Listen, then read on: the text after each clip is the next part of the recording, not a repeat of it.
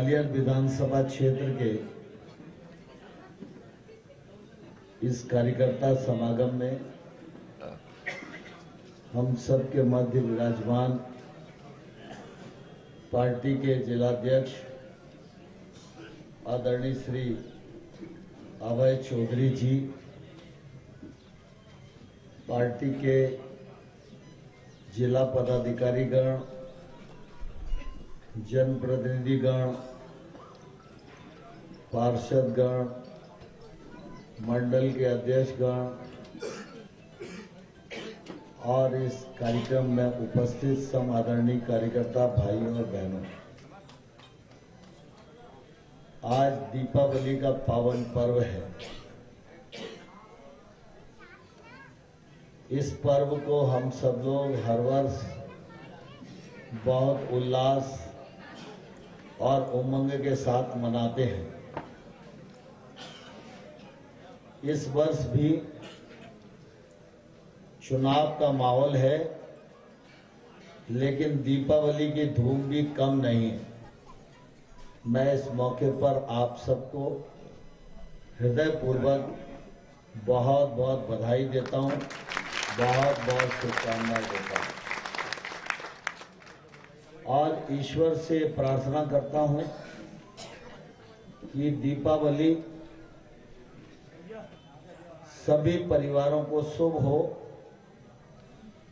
और आगामी वर्ष आप सबके जीवन में समृद्धियों से भरपूर हो और सफलताओं से भरपूर हो, ऐसी मेरी ईश्वर से कामना है।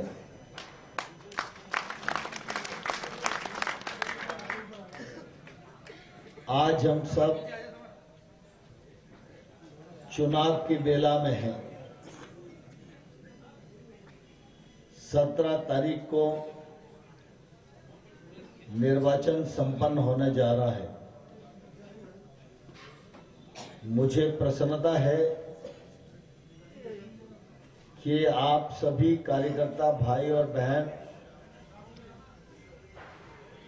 चुनाव के उद्देश्य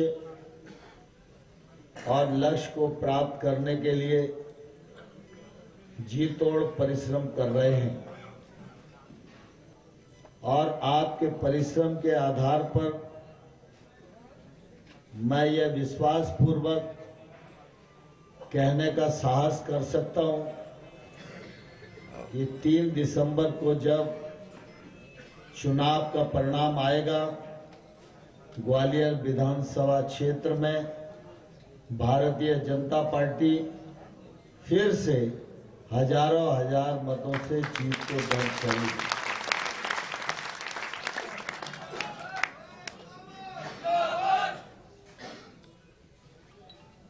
ये चुनाव देखने में तो विधानसभा का ही चुनाव है, लेकिन अगर चुनाव में देशव्यापी परिस्थितियों को देखोगे तो आपके ध्यान में आएगा कि ये चुनाव असाधारण परिस्थितियों में हो रहा है। इस चुनाव में व्यक्तियों का संघर्ष नहीं है। इस चुनाव में सिर्फ पार्टियों का भी संघर्ष नहीं है। इस चुनाव में देशभक्तों के साथ देशविरोधी मानसिकता का संघर्ष है। अगर सरल भाषा में कहें तो ये चुनाव राष्ट्रीय धर्म और राष्ट्रीय अधर्म के बीच में हो रहा है। भारतीय जनता पार्टी एकमात्र ऐसा राजनीतिक दल है जो देश के और व्यक्ति के समग्र विकास की कल्पना को लेकर काम करता है। भारतीय जनता पार्टी ही देश के राजनीतिक परिदृश्य पर एकमात्र ऐसा राजनीतिक दल है जो दल पार्टी से ऊपर भी देश को मानता है। पहले देश, फिर पार्टी और तीसरे पायदान पर हम सब लोग इस सिद्धांत के आधार पर राजनीतिक क्षेत्र में काम करते हैं। अभी कार्यक्रम में हम लोगों ने डॉक्टर श्यामा प्रसाद मुखर्जी, पंडित दीनदयाल उपाध्याय जी के चित्र पर माल्यार्पण किया। ये वो महापुरुष हैं जिन्होंने 1951 में 5 लोगों के साथ बैठकर एक पार्टी को जन्म दिया। जितने लोग हम विधानसभा के कार्यक्रम में बैठे हैं, शायद उस समय राष्ट्रीय स्तर का कार्यक्रम भी करा होगा तो इतने लोगों की उपस्थिति नहीं होगी। लेकिन हम सब जानते हैं लोकतंत्र में संख्या बल का अपना महत्व है, लेकिन संख्या बल से ज्यादा संकल्प बल की जरूरत होती है। संख्या अगर कम हो, धन का अभाव हो, परिस्थितियां प्रतिकूल हो और अगर संकल्प मजबूत है तो उस संकल्प को पूरा होने से कोई भी रोक नहीं सकता। डॉक्टर श्यामा प्रसाद मुखर्जी और पंडित दीनदयाल उपाध्याय का संकल्प मजबूत था, इसलिए हमारी 4-5 पीढ़ियां इस पार्टी को आगे बढ़ाते बढ़ाते खप गई और आज भारतीय जनता पार्टी दुनिया का सबसे बड़ा राजनीतिक दल बन गया है। हम संख्या में दुनिया में सबसे बड़े हैं, सरकार में भी देश के सबसे बड़े राजनीतिक दल हैं। भारतीय जनता पार्टी ही एकमात्र ऐसा राजनीतिक दल है जिसने गांव की चिंता की, गरीब की चिंता की, महिला की चिंता की, दलित की चिंता की, नौजवान की चिंता की और देश के सर्वांगीण विकास को हमेशा महत्व दिया। विकास की दृष्टि से अगर हम देखेंगे तो जितना गांव में आज डंबर की सड़क दिखाई दे रही है, ये कांग्रेस ने 50 साल में नहीं दी। मैं गर्व से कह सकता हूं ये सड़क मेरे नेता अटल बिहारी वाजपेयी ने देश के 6 लाख गांवों को दी। 2003 से पहले जब कांग्रेस की सरकार थी, हमारे मध्य प्रदेश में भी गांव में एक भी सड़क नहीं थी। गांव तो गांव, शहर में भी बिजली के लाले पड़ते थे। लेकिन अटल बिहारी वाजपेयी जी ने जो सफर शुरू किया, मनमोहन सिंह के समय में वो सफर थमा और नरेंद्र मोदी जी ने फिर उस सफर को आगे बढ़ाया, तो आज हम गर्व के साथ कह सकते हैं हमारा भारत वर्ल्ड क्लास इंफ्रास्ट्रक्चर में अमेरिका और चीन जैसे बड़े देशों को टक्कर दे रहा है। हमारे जिला मार्ग, हमारे राज्य मार्ग और हमारे राष्ट्रीय राजमार्ग आज वर्ल्ड स्तर के बने हैं। यह भारतीय जनता पार्टी की देन है। मुझे ध्यान है जब 2003 में हम सरकार में आए थे तो मध्य प्रदेश में 2900 मेगावाट बिजली पैदा होती थी। भारतीय जनता पार्टी की सरकार के प्रयत्न के परिणाम स्वरूप आज 29,000 मेगावाट बिजली पैदा होती है और आज दिल्ली की मेट्रो भी मध्य प्रदेश की बिजली से चलती है। यह हम सब लोगों के लिए निश्चित रूप से गौरव की बात है। 2003 में जब हम सरकार में आए थे तो इस मध्य प्रदेश में 4 मेडिकल कॉलेज हुआ करते थे और आज भारतीय जनता पार्टी की सरकार ने 30 मेडिकल कॉलेज बनाने का काम किया है। आज ग्वालियर में मेडिकल कॉलेज है, श्योपुर में मेडिकल कॉलेज है, मुरैना में मेडिकल कॉलेज है, भिंड में मेडिकल कॉलेज है, दतिया में मेडिकल कॉलेज है, शिवपुरी में मेडिकल कॉलेज है और ग्वालियर में 1000 बेड का अस्पताल बनाने का काम भी भारतीय जनता पार्टी की सरकार ने किया है। ग्वालियर में मुझे ध्यान है कि जब पहली जीवाजी यूनिवर्सिटी बनी थी तो राजमाता जी ने गंगा जली फंड से 25 लाख रुपया मध्य प्रदेश की सरकार को दिया था तो जीवाजी यूनिवर्सिटी की स्थापना हुई थी।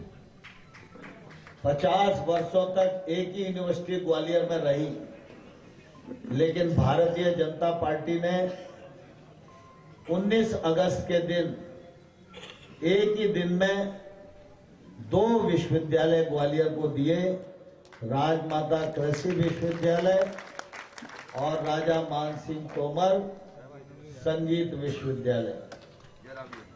चाहे फ्लाईओवर ले लो, चाहे एलिवेटेड रोड ले लो, चाहे सीपैड ले लो, चाहे कालीन पार्क ले लो, चाहे रेडीमेड गारमेंट पार्क ले लो, चाहे आईटी पार्क ले लो, चाहे प्लास्टिक पार्क ले लो, हर क्षेत्र में भारतीय जनता पार्टी की सरकार ने काम करने की कोशिश की है। आज आप 4 शहर के नाके से लेकर सिकंदर कंपू तक चले जाओ, मुरार चौराहे से लेकर सिरौल तक चले जाओ, गुड़ीगुड़ा के नाके तक चले जाओ, ग्वालियर आपको बदला बदला नजर आएगा। ये भारतीय जनता पार्टी का कृतित्व और व्यक्तित्व है। भारतीय जनता पार्टी लगातार विकास के नए नए आयाम गढ़ती रही है और आने वाले कल में भी गढ़ती रहेगी। जहां तक देश का सवाल है तो भारतीय जनता पार्टी ने देश के बड़े सवालों को भी हल करने की दृष्टि से कोई कसर नहीं छोड़ी। हम भारतीय जनता पार्टी के कार्यकर्ता बरसों से नारा लगा रहे थे, जहां हुए बलिदान मुखर्जी वो कश्मीर हमारा है, धारा 370 हटाई जाए, देश की एकात्मता को स्थापित किया जाए। कांग्रेस विरोध करती रही, कांग्रेस पत्थर चलवाती रही, हमारे सेना में काम करने वाले लोग आतंकवादियों के पत्थर खाते रहे, घायल होते रहे। लेकिन जब भारतीय जनता पार्टी को ताकत मिली तो देश को एक करने के लिए धारा 370 को समाप्त करने का काम भारतीय जनता पार्टी ने किया।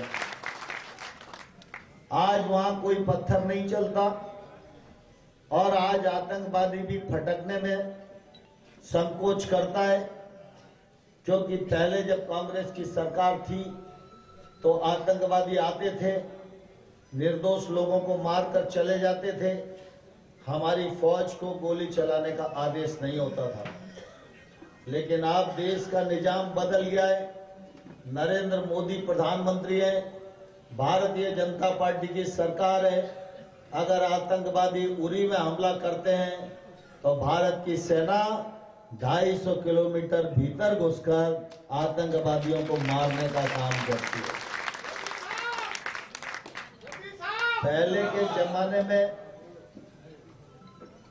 एक समय था जब आतंकवाद की बात किसी वैश्विक मंच पर चलती थी तो आधी दुनिया पाकिस्तान के साथ खड़ी होती थी। नरेंद्र मोदी जी की कार्यकुशलता के परिणाम स्वरूप आज ये परिस्थिति खड़ी हो गई है कि जब आतंकवाद की बात किसी वैश्विक मंच पर चलती है तो पाकिस्तान अकेला खड़ा रहता है, सारी दुनिया हिंदुस्तान के साथ खड़ी रहती है। पाकिस्तान 14 अगस्त की रात को आजाद हुआ और हम 15 अगस्त की रात को आजाद हुए। लगभग एक ही दिन हमें आजादी मिली। आज पाकिस्तान के हालात देखो, भारत से शत्रुता करने का परिणाम है कि पाकिस्तान में रहने वाला नागरिक 2 किलो आटा खरीदने के लिए मोहताज हो रहा है और दूसरी तरफ हिंदुस्तान को देखो तो अपने देश के 80 करोड़ लोगों को मुफ्त में अनाज उपलब्ध करा रहा है और दुनिया के वो गरीब देश जो भारत से सहयोग की आकांक्षा रखते हैं उनके नागरिकों का भी पेट भरने का काम हमारा देश कर रहा है।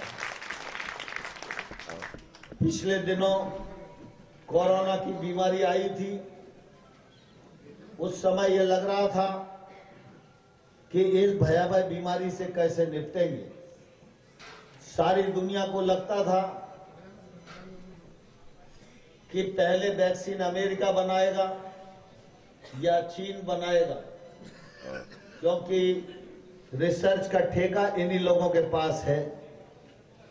और अगर कांग्रेस की सरकार होती तो हजारों लोग मर जाते और हम वैक्सीन नहीं बनाते, क्योंकि कांग्रेस के लोग गुलामी मानसिकता से ओतप्रोत हैं।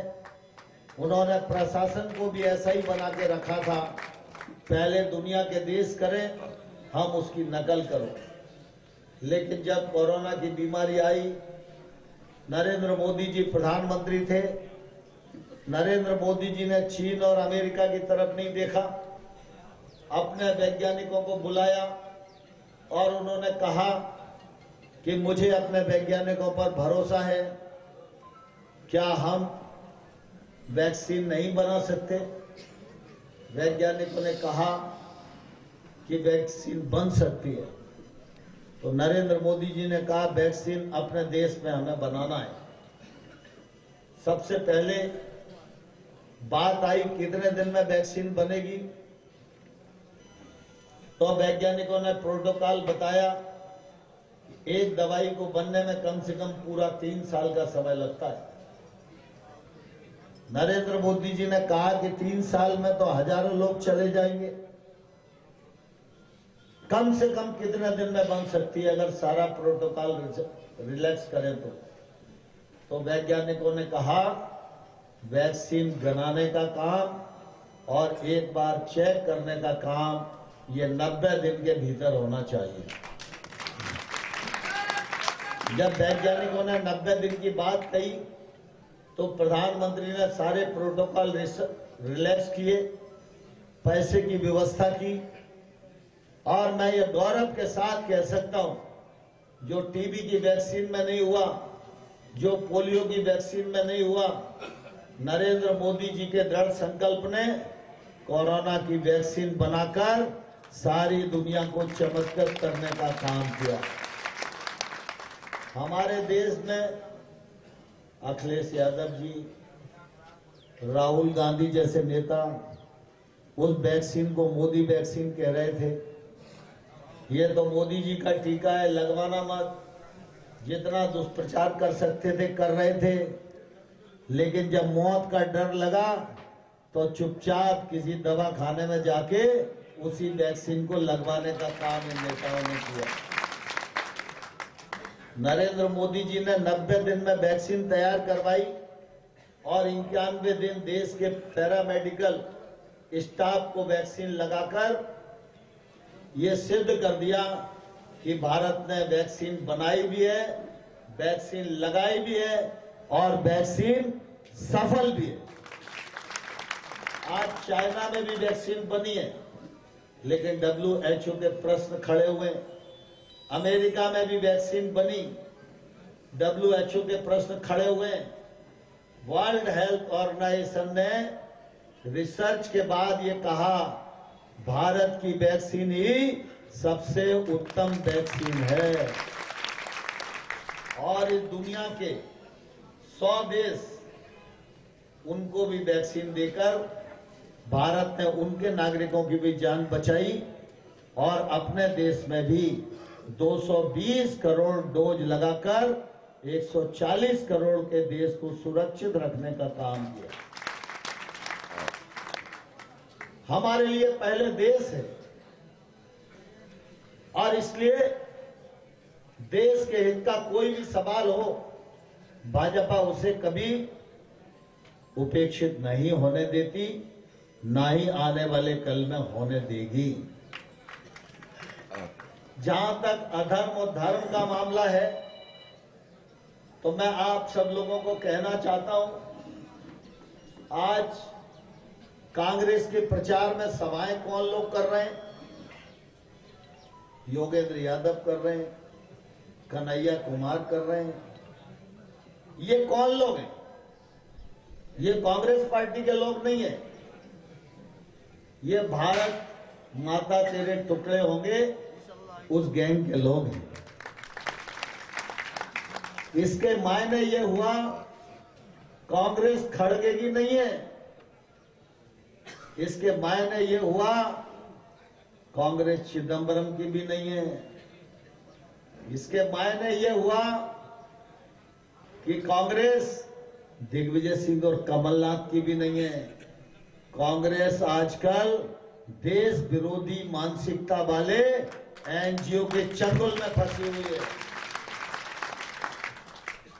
तभी तो राहुल गांधी ने यात्रा की और उसको भारत जोड़ो यात्रा कहा। अरे भाई, गरीबी हटाओ यात्रा कर लेते, रोजगार लगाओ यात्रा कर लेते, महिलाओं को सशक्तिकरण करो यात्रा कर लेते, आदिवासियों के उत्थान की यात्रा कर लेते, अनुसूचित जाति बंधुओं के जीवन स्तर में बदलाव लाने की यात्रा कर लेते। नहीं, ये समस्याएं कांग्रेस को नहीं दिखती है। कांग्रेस क्या भ्रम फैलाना चाहती है? भारत टूट रहा है।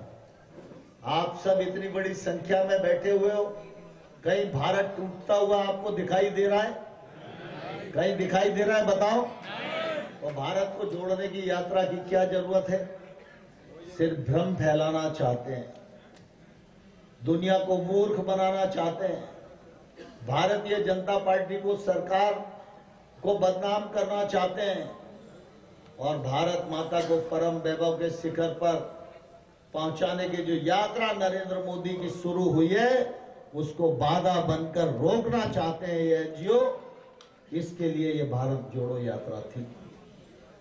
मैं तो कई बार सोचता हूं कि राहुल गांधी को कहूं कि भाई साहब, भारत की आप चिंता मत करो, जब तक इस देश में भारतीय जनता पार्टी के नेता नरेंद्र मोदी जी हैं, तब तक कोई भी माई का लाल भारत माता की तरफ आंख उठाकर नहीं देख सकता। लेकिन आप मध्य प्रदेश आओ, मध्य प्रदेश में कमलनाथ जी दिग्विजय सिंह जी के कपड़े फाड़ रहे हैं, दिग्विजय सिंह जी कमलनाथ जी का कुर्ता फाड़ रहे हैं, तो अपने नेताओं के कुर्ते रफू करवा दोगे तो कम से कम कांग्रेस तो बची रहेगी। कांग्रेस सनातन धर्म को समाप्त करने वाले लोगों के साथ खड़ी है। इस देश में कोई सनातन धर्म को डेंगू कहे, कोई सनातन धर्म को एड्स कहे, क्या ये बात बर्दाश्त करने योग्य है? और कांग्रेस के लोग उनके साथ खड़े हो। आज आप देख रहे हैं कि कांग्रेस के लोग प्रचार करने के लिए आ रहे हैं। कोई ये नहीं बता रहा कि एक सड़क उसने बनवाई, कोई ये नहीं बता रहा कि एक हाईवे उसने बनवाया, कोई ये नहीं बता रहा कि एक विद्युत सब स्टेशन उसने बनाया। कोई अपने आप को जय कह रहा है, कोई बीरू कह रहा है, ऐसे ही काम चला रहे। इसलिए कांग्रेस अप्रासंगिक हो गई है, लेकिन भारतीय जनता पार्टी देश के साथ खड़ी है और धर्म के साथ खड़ी है। और इसलिए मैं कांग्रेस के नेतृत्व को भी कहना चाहता हूं, जब तक इस पृथ्वी पर भारतीय जनता पार्टी का एक कार्यकर्ता भी मौजूद है, तब तक सनातन धर्म का कोई बाल बांका नहीं कर सकता। तो इस चुनाव में इनको सबक सिखाने की आवश्यकता है, इनको परास्त करने की आवश्यकता है, इनको धूल चटाने की आवश्यकता है। ये हमारा कर्म भी है और चुनाव में ये हमारा प्राथमिक धर्म भी है। आप सब लोगों के लिए प्रसन्नता की बात है कि आपके क्षेत्र में भारतीय जनता पार्टी के प्रत्याशी प्रद्युमन सिंह तोमर है। प्रद्युमन सिंह राज्य सरकार में मंत्री तो है ही, लेकिन मैं समझता हूं वो क्षेत्र के जनप्रतिनिधि ज्यादा हैं। प्रद्युमन सिंह को बहुत लंबे कालखंड से मैं देख रहा हूं, जनता के बीच में कैसे सक्रियता बनाए रखना, जनता की सेवा के लिए कैसे संघर्ष करना और अपने क्षेत्र की जनता को कैसे न्याय दिलाना, इसके लिए प्रद्युमन सिंह तोमर ने कोई कसर नहीं छोड़ी है। विकास की दृष्टि से भी आप देखेंगे तो मैं इस विधानसभा क्षेत्र में 3 चुनाव लड़ा हूं।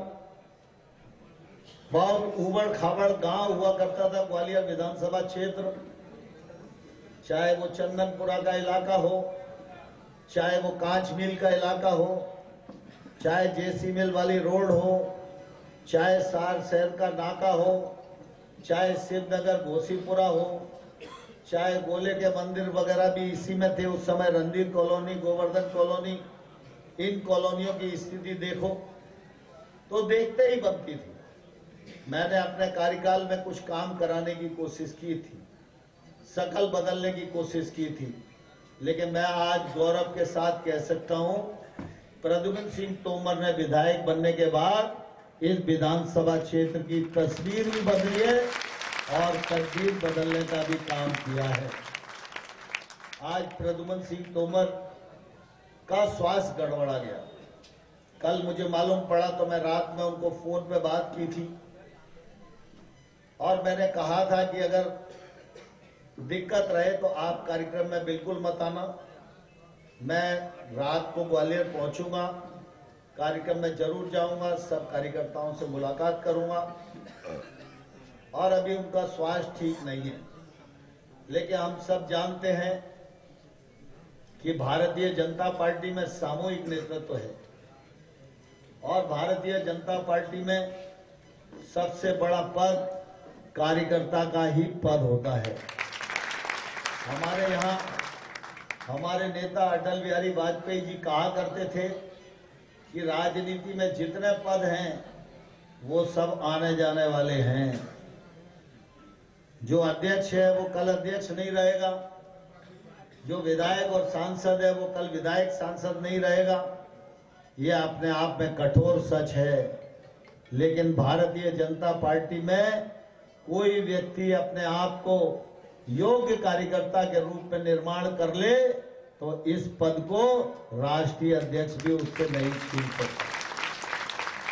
और इसलिए मैं यहां देख रहा हूं, मैं युवा मोर्चे का काम करता था, तब मेरी बहुत छोटी उम्र थी। उस जमाने से लोग काम कर रहे हैं, कोई पार्षद भी नहीं बना, कोई मंडल अध्यक्ष भी नहीं बना। और मैं हमेशा इस बात को कहा करता हूं, जब मैं जिले का अध्यक्ष था, जब मैं बैठक बुलाता था जिले की, अभय चौधरी जी यहाँ मौजूद हैं, मायाराम सिंह जी हैं, सुरेंद्र भदौरिया हैं, बहुत सारे लोग यहाँ बैठे हुए हैं, ब्रह्मदत्त हैं, ये सारे के सारे लोग मील में नौकरी करते थे, लेकिन पार्टी की बैठक को अटेंड करने के लिए मील में नागा करके आते थे और भारतीय जनता पार्टी के काम को आगे बढ़ाते थे। प्रद्युमन सिंह जी का स्वास्थ्य ठीक नहीं है, इस समय कार्यकर्ताओं की जवाबदारी और बढ़ जाती है। मैं देवेंद्र जी बैठे हुए, मैं उनसे कहूंगा प्रद्युम्न सिंह जी को आज पूरे दिन आराम करने दीजिए, थोड़ा जोर लगा के उनको आराम करने दीजिए, क्योंकि वो विचलित होंगे, थोड़े से ठीक होंगे, फिर उठ के आ जाएंगे। लेकिन 1-1.5 दिन आराम कर लेंगे तो वो स्वस्थ हो जाएंगे और चुनाव में ठीक प्रकार से अपनी भूमिका का निर्वाह कर पाएंगे। लेकिन मैं आप सब कार्यकर्ताओं को कहना चाहता हूं, प्रद्युम्न सिंह जी जल्दी ठीक हों, ये हमारी ईश्वर से कामना है। लेकिन जब तक प्रद्युम्न सिंह मैदान में नहीं आते, तब तक हर कार्यकर्ता अपने आप को प्रद्युम्न सिंह तोमर समझेगा क्या? प्रद्युम्न सिंह तोमर समझेगा क्या?